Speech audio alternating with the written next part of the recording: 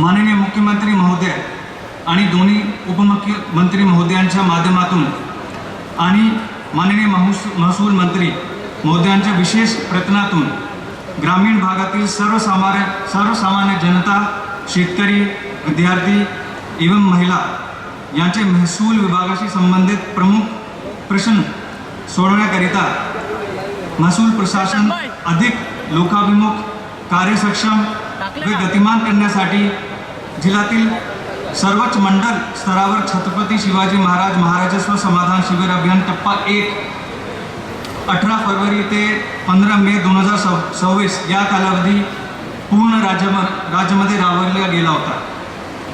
या अभियानातून महसूल यंत्रणेमार्फत दिलेल्या जाणाऱ्या विविध सेवा राज्यातील ग्रामीण भागातील जनतेपर्यंत, शेतकऱ्यांपर्यंत, विद्यार्थी, महिलांपर्यंत पोहोचवण्यात आला होता।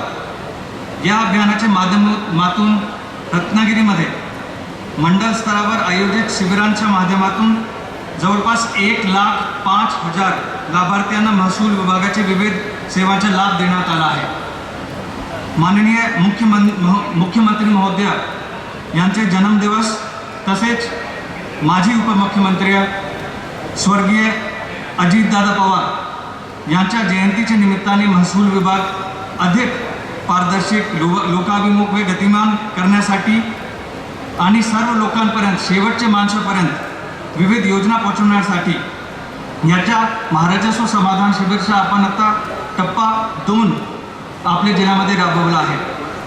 त्यानुसार जिल्ह्यामध्ये 22 आणि 26 जुलैला महाराजस्व समाधान शिबिर अभियान कार्यक्रम सन्माननीय विधानसभा अध्यक्ष सभा सदस्यांच्या उपस्थित संपन्न झाला आहे।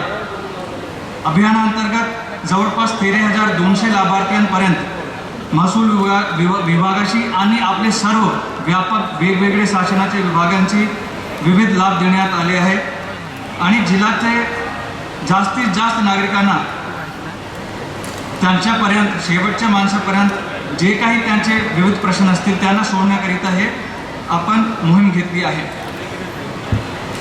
माननीय महसूल मंत्री महोदयांच्या संकल्पनेतून ग्रामीण भागातील शेतपांदन रस्ते असतील, ग्रामीण गाडी मार्ग, शेतपायावाटे, शेतावर जाणारे रस्ते यांचे सीमांकन पण करण्यात आले आहे। जवळपास आपल्याकडे 4,513 असे रस्ते आम्ही आयडेंटिफाय केले आहेत आणि त्याच्यापैकी पहिल्या टप्प्यामध्ये जवळपास 200 रस्ते आपण पांदन रस्ता मोहीममध्ये घेणार आहे। 100 दिवसाचे कृती आराखडा कार्यक्रम अंतर्गत जिवंत 7/12 टप्पा 1 या मोहीममध्ये आपल्या जिल्ह्यामध्ये जवळपास 21,000 वारस तपास पूर्ण करून त्याच्या वारस नोंदी पण करण्यात आले आहे। त्याचबरोबर जिवंत 7/12 टप्पा 2 मध्ये जवळपास 12,000 नोंदी अद्ययावत करून या योजनेचा लाभ आपले शेत बांधवांना त्यांच्यापर्यंत देण्यात आलेला आहे। महाराष्ट्र धरण जमिनीचे तुकडा पाडण्यास प्रतिबंध करण्यासंदर्भातील शासनाने नवीन सुधारित धोरणानुसार आपण जवळपास 1,002 नोंदी आपले जिल्ह्यामध्ये करण्यात केलेले आहे। केंद्र शासनाच्या डिजिटल इंडिया योजना अंतर्गत आपल्या जिल्ह्यामध्ये इंटरनेट सुविधापासून वंचित असलेल्या जवळपास 189 गावांपैकी आपण 88 गावांपर्यंत खाजगी आणि शासनाची जमीन पण त्यांना उपलब्ध करून दिली आहे। आपत्ती व्यवस्थापन प्राधिकरणाच्या माध्यमातून चक्रीवादळ निवारा केंद्राची उभारण्यासाठी आपल्या जिल्ह्यामध्ये 14 ठिकाणी शासकीय जमीन पण आपण या चक्रीवादळ निवारा केंद्रासाठी उपलब्ध करून दिली आहे। त्याचबरोबर माननीय पालकमंत्री महोदय आमदार किरण सामंत साहेब यांच्या पाठपुरावामुळे आता जिल्ह्यामध्ये केंद्रीय विद्यालय पण एक मंजूर झालेला आहे। त्याच्यासाठी आपल्याला महसूल विभागात हाताकडनं 2.5 हेक्टरची जमीन शासनाने जिल्ह्याला उपलब्ध करून दिली आहे। दापोली तालुक्यामध्ये हंडे गावी जवळपास 71 हेक्टर जागा शासकीय क्षेत्र महाराष्ट्र औद्योगिक विकास महामंडळ पर्यटन विकास व औद्योगिक क्षेत्रासाठी एक मरीन पार्क करण्याकरिता शासनाच्या मान्यतेने MIDC यांना पण प्रदान करण्यात आलेली आहे। मोजे वरवलीमध्ये गुहागर इथे 1 मेगावॉटचा सोलर प्रकल्प 5 एकर शासकीय जमीन याचा मध्ये पण करण्यात आलेला आहे. शासनाची वरील महत्त्वाकांक्षी मोहिमाबरोबर भारत निवडणूक आयोगाचा जे आत्ता SIR चालू आहे, सपोर्ट पुनर्निरीक्षण कार्यक्रम, याच्यामध्ये आपले जिल्ह्याचं काम जवळपास 100% झालेलं आहे. फक्त 1% आपलं काम याच्यामध्ये डिजिटायझेशन आणि पुढचा राहिलेला आहे.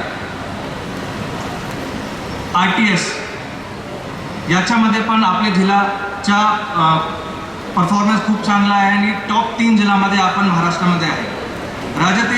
राज्यातील सामान्य नागरिक, शेतकरी यांची महसूल विभागाशी संबंधित कामे सोप्या पद्धतीने व कमी वेळेत होण्यासाठी जुन्या महसुली कार्यपद्धतीमध्ये शासनाकडनं खूप मोठ्या प्रमाणात योग्य बदल करून सुधारित सुलभ कार्यपद्धती अंमलात आणण्यासाठी माननीय महसूल मंत्री महोदयांचा एक विशेष वाटा आहे. शासनाच्या विविध योजना, उपक्रम, नैसर्गिक आपत्ती, कायदा व सुव्यवस्था, विकास कामे, पाणी टंचाई इत्यादी या सर्व कामांमध्ये आपले माननीय पालकमंत्री सामंत साहेब, माननीय महसूल राज्यमंत्री श्री योगेश कदम साहेब आणि त्याचबरोबर आपले सर्व खासदार आणि सर्व माननीय आमदार साहेब आणि आपले सर्व लोकप्रतिनिधी यांच्या वेळोवेळी मुलाचा सहकार मिळतो आणि मार्गदर्शन पण आपल्याला मिळतो.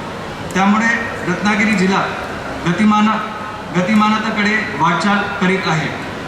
आगामी काळातही सर्व सन्माननीय लोकप्रतिनिधी व शासनाच्या विविध विभागांच्या समन्वयातून सर्व शासकीय योजनांचा लाभ अंतिम घटकापर्यंत पोहोचवण्यासाठी जिल्हा प्रशासन कटिबद्ध आहे. आम्ही सज्ज आहे अशी मी आज या मंचावर गवाही देतो आणि इथेच थांबतो. धन्यवाद. जय हिंद, जय महाराष्ट्र.